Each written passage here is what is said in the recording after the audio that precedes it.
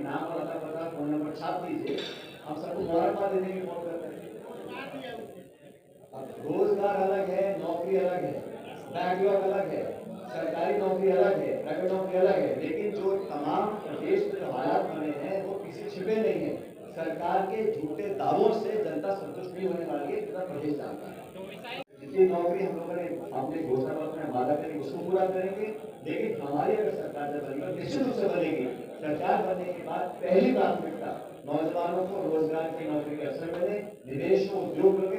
पिछले सालों में बिहार में कितना निवेश हुआ है, कितनी फैक्ट्री लगी है, कितना उद्योग लगा है, यहाँ पर जो व्यवस्था है हम सब देख चुके हैं। और मैं बार बार कहता हूँ, आपने लगातार सत्ता के मोह में राजनीतिक समझौते किए, उस समझौता का परिणाम ये निकला कि किसी ने अब आपकी आवाज को सुना ही नहीं, और केंद्र की सरकार का समर्थन हो उसके बावजूद भी न संभावना समाप्त हो, ये बड़ा दुर्भाग्य है।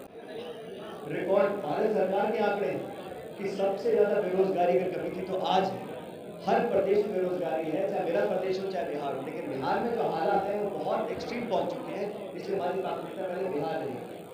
और कांग्रेस पार्टी को हमारा future organization youth Congress NSUI है, अगर नौजवान की बात करते हैं तो क्या गलत कर रहे हैं? अगर जनता को जागरूक कर रहे हैं कि आपके साथ धोखा पिछले कई दशकों से हो रहा है और हम लोग आपके दुख को समझ रहे हैं, आपके दुख का एहसास हमको है और हमारी आपकी सोच एक है, ये जनता तक पहुंचने का हमारा जरिया है। और मुझे लगता है कि ये पूरा ज्वलंत मुद्दा है और कांग्रेस पार्टी की बातों पर जनता को विश्वास है। राहुल जी ने जो बार बार इस बात को रेखांकित किया है कि नौजवान हमारी प्राथमिकता है। महात्मा ज्योतिबा फूले की जयंती है, आप सबके माध्यम से पूरे देश को बधाई। और जब हम उनको याद कर रहे हैं तो एक बात याद रखना पड़ेगा। तो कहते थे कि शिक्षा के बिना बुद्धि का नाश होता है और बुद्धि के बिना नैतिकता का, नैतिकता के बिना विकास का, विकास के बिना धन का, और धन के नाश से जो बहुजन हैं उनकी तबाही होती है। इसीलिए बहुजनों के लिए शिक्षा सबसे ज़रूरी है।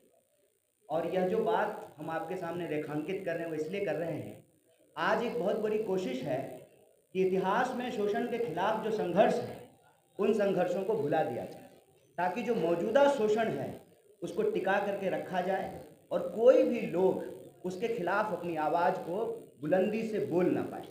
यह बात मैं इसलिए कह रहा हूँ कि आपको मालूम हो कि महात्मा ज्योतिबा फूले और माता सावित्रीबाई फूले की जीवनी पर एक फिल्म बनी जिसको सेंसर बोर्ड ने जो है वो प्रतिबंधित कर दिया।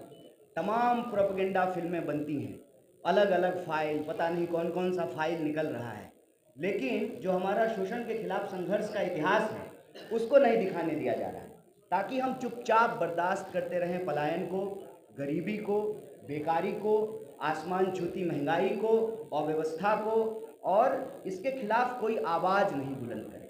तो यह जो पलायन रोको नौकरी दो यात्रा है, यह यात्रा इतिहास के हमारे शोषण के खिलाफ संघर्षों को जोड़ना और मौजूदा समय में जो शोषित, वंचित, पीड़ित लोग हैं, किसी भी जाति के गरीब लोग, दलित, पिछड़े, अति पिछड़े, महिलाएं, आदिवासी, किसान, मजदूर, बिहार के आम आवाम के सवाल को हम उठा सकें।